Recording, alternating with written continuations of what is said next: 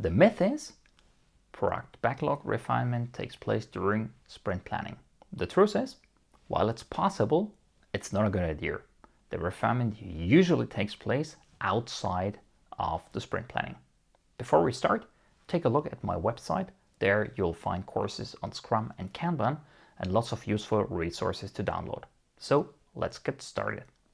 First, we should clarify what refinement actually means.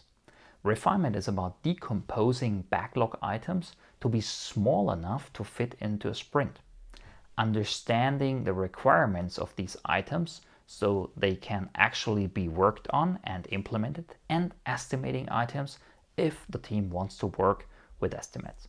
The activities just mentioned certainly sound like typical planning activities to many, so it might seem logical to do these activities during sprint planning, but that's not a good idea. A solid refinement is not only a lot of work, but also requires analysis, clarifications, and sometimes also stakeholder involvement. This will not always fit into the time box of the sprint planning. In particular, it will not always be possible to get an answer from people outside the Scrum team without waiting times. Therefore, it's better to do the refinement throughout the sprint so that you have stories that are so well detailed and so well understood that they can easily be taken into account in the planning of the next sprint.